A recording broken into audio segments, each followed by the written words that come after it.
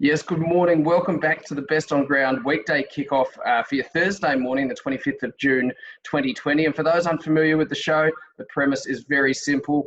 My name's Pete Fairbairn. I'm your host, and I get together with a rotating cast of Australia's top sports journalists to run through really quickly, first thing in the morning, 5 of the biggest stories making waves in the media in a sporting sense. This morning, really lucky to be joined by Sydney Morning Herald journalist Vince Rugari. Morning, Vince. Should we rip into it?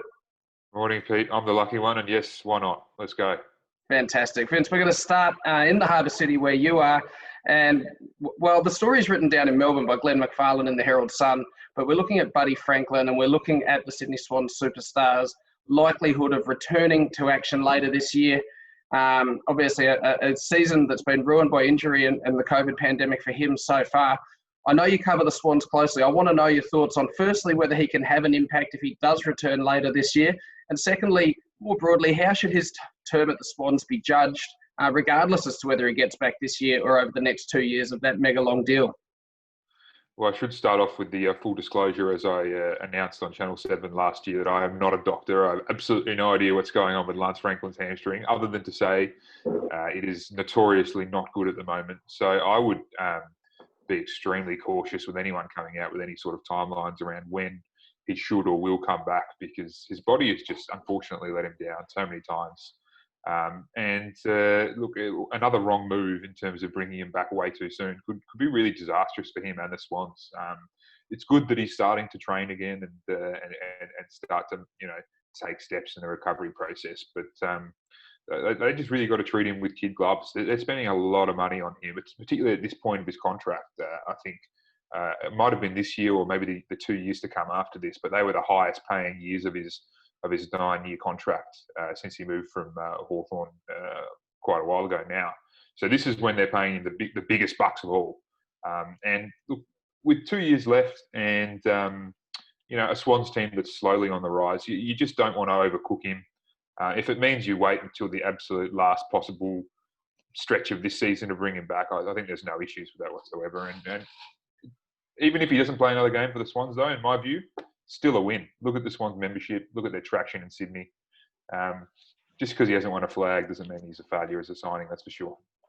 Perfect. For those of you watching this on Facebook or YouTube, you'll see I did hold up the golden strainer. That's how we know to move on to the next topic, so we keep it nice and short and sharp. The second topic we're talking about this morning, Phil Lutton in the Brisbane Times, writing about the Novak Djokovic coronavirus situation. He talks about Djokovic's leadership being terminal in regards to his position as head of the ATP Players Council. Would you agree with Lutton that Djokovic's position there is untenable moving forward, Vince? Yeah, I would. I'd also agree with Nick Kyrgios, who said it was a boneheaded move from Djokovic to have a tour in the middle of a pandemic and start hanging out with all sorts of people in a nightclub and not respect social distancing whatsoever. This is Darwinism in action on a smaller scale, I reckon. Like, this is just absolutely insane stuff from Djokovic. I don't know what he was thinking as a person, first of all, let alone as an athlete second, and then as a leader within his sport thirdly. Given this sort of behaviour, I just can't see how anyone could respect him in terms of being the head of the tour, head of the Players Association going forward. It's just absolutely boneheaded was right from Kyrgios. Like, you look around the world and the state of the world at the moment and the way people are feeling, particularly in Europe. I know we've dropped off a little bit with coronavirus here in Australia, but I mean, it's still heavy days in Europe when it comes to this virus, and to go ahead and do something like that and just assume you're immune because you're a famous athlete or healthy or whatever is just silly, and it should cost him this position at the head of the ATP Player Council. Well said. We move to our third topic this morning. This is our big one, and every day we do pick one of our 5 stories to get a little bit more in depth on. There's a particular reason we're doing this this morning, with the announcement due to come in just under 24 hours' time as to whether the Australia-New Zealand bid for the 2023 FIFA Women's World Cup will be successful. Of course, a straight shootout between Australia, New Zealand and Colombia. And I must say, Sydney Morning Herald coverage of the bid one day out this morning is phenomenal. Make sure you head to the website, because we've got a great piece they've got a great piece from former Matilda and FIFA Exec Committee member Moya Dodd. There's an interview with Sam Kerr. Don Bossi breaks down where he thinks the votes will go and why. But the piece we're talking about, Vince, is actually your own piece. You've had the opportunity to look and see the final bid video produced by the FFA that will go before FIFA. Talk us through the bid video that you've seen first and foremost. Well, the starting point is you have to contrast it with the bid video from 10 years ago when we were pitching to get the 2022 Men's World Cup. And I'm sure people will remember not so fondly the CGI kangaroo who stole the FIFA World Cup trophy from FIFA's Zurich headquarters, and then Julia Gillard said, "We want to win the World Cup, but not like that." It was, and you look at it now, 10 years on, and it has aged disgracefully. Like not even Wogboy 2, Kings of Mykonos, has aged that badly. Like, it's so bad. I watched it yesterday because I knew I was going to be watching the video for the Women's World Cup bid, which will be announced at 2 a.m. Approximately on Friday morning, and it's just night and day. It's mature, it's understated. There are no cartoon or CGI animals. There's no stupid narrative in the middle of it, other than this is our bid. These are our strengths. Here are some smiling faces of some young children. Here's what Sam Kerr and Ali Riley have to say. Here's what the heads of FFA and New Zealand football have to say. Here's what Scott Morrison and Jacinda Ardern have to say. Here are some numbers. Here are some facts. It's 8 minutes of just it's slick marketing, and that's what it has to be. There's no point doing anything other than that, because that's the language of FIFA. You're talking.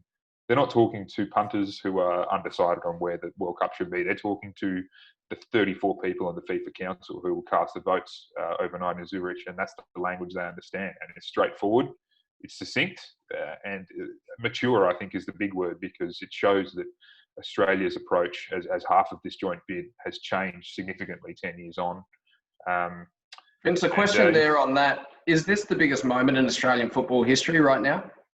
Oh, there's been a few big moments. It's certainly up there, but for me, I don't think anything will top John Aloisi's penalty to take us to the 2006 World Cup. That's as big as it gets. This isn't far off.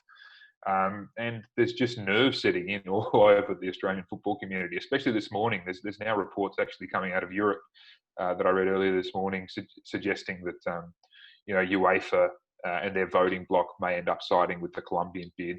And if that was to happen, this vote would come right down to the wire, even though it is on the basis of what FIFA's own technical report has come out with. The Australian-New Zealand bid is streets ahead of the Colombian bid. But in world football politics, unfortunately, nothing is that simple. And so we wait very, very nervously, and we can't get our hopes up too high, just in case we get heartbroken again. Sydney Morning Herald is the place to read Vince's article and all that other coverage on that bid. And of course, a nice early morning or late night for Vince, heading into 2 a.m. Australian time Friday morning when the announcement will be made. Vince, we move across the ditch now. We're looking at the average crowds for Super Rugby Aotearoa, the rebirth competition that's launched over there in the last couple of weeks. And of course, no crowd restrictions in New Zealand under their level 1 COVID response at this point in time. We don't necessarily want to talk in depth about the competition itself, but more so, the average attendances. They're up to around 26,000, which is more than double what the average attendances were for Super Rugby matches earlier this year and last year. Do you think, more broadly, as we look at the return of professional sport in this part of the world, has COVID shown us something that we don't know what we're missing until it's gone? And do you think we'll see attendance spikes across Australian sports when crowds are allowed back as well? It's really hard to say. The first surprising point from this story for me, as I said to you earlier, Pete, was I can't believe New Zealand Rugby don't put out official crowd numbers. How are you supposed to combat code wars over that side of the ditch without official numbers? Are you telling me that's some sort of sporting utopia where they're not fighting with each other all the time?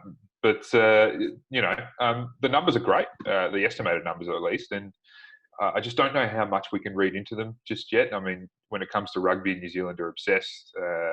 I think you take away something that they love so intensely for a period of time, and of course they're going to flock back to it.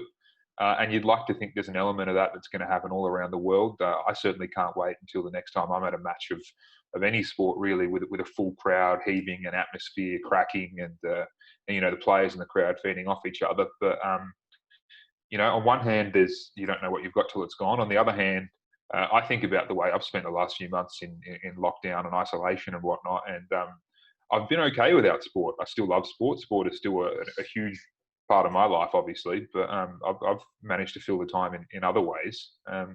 When things go back to normal, so to speak, I think sport's going to be an important part of my life. But there's other people who maybe have found other ventures in life that maybe sport might drop down the priorities. We won't know until it actually happens here.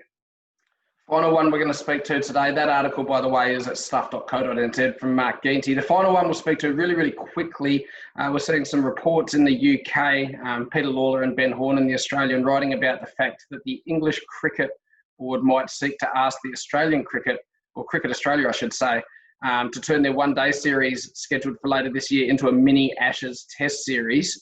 Do you think that would lower the tone of Ashes battles over the journey, and do you think that would kind of diminish a bit of the history with that? I don't reckon. When in 10, 20 years' time, we look back on the history books of this time of year and the coronavirus and its impact on sport, there's going to be asterisks everywhere. There's going to be compromises made in every competition all over the world because you just can't handle. I mean, you can't plan for something like this, and so. Look, I don't know. I'm no expert in Australian cricket scheduling at the end of this year, but if England thinks it's a good idea to stage an Ashes Test series, I don't see why not. People want to see what they love right now. They need distractions, and whether it's a shorter Ashes series or not, I don't think that impacts on the integrity of the series or the impact of the rivalry. I think Australian and English cricketers, it's going to be intense no matter what. No matter what the format, no matter how many matches are played in a series. And that's happening all over sports. Shortened seasons, shortened tours, shortened competitions.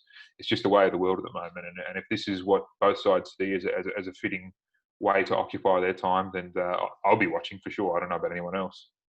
Vince, it's been fantastic to have you on the show this morning. For those of you who are listening in for the first time or watching for the first time, you can subscribe to the best On Ground Weekday Kickoff via your podcast app, also on Spotify. You can watch it on YouTube, Twitter and Facebook. You'll find it far and wide. Vince, normally I ask journalists who's on the show to give me their one to watch for the day. I reckon we've talked about the World Cup bid, and that's definitely the one to watch. So I'm going to ask you, put you on the spot. Can you just give me an indication of how you think the numbers are going to land? Close. I think it's going to be close. We should, by all rights, we should win it. Our record, not just Australia but New Zealand, with women's sport is fantastic. We're world leaders. We deserve this tournament. We would put on a fantastic show. But you never know which way the numbers are going to fall. And just looking at the way things are set up and the machinations that have come out overnight, it's going to be close. I think we're going to edge it still, but I don't say that with any sense of confidence whatsoever. And maybe that's just a lifetime of disappointments in Australian football history conditioning me to prepare for the worst. Could be the dawn of a new era. Well, hopefully, mate. Hopefully next time we have you on the show, Vince, we'll be talking about the planning for a World Cup that's about to kind of get underway here, or that we have at least had a successful bid. Thank you so much for your time this morning. Wonderful to chat. Look forward to having you back again soon. Pleasure, mate. Thank you very much.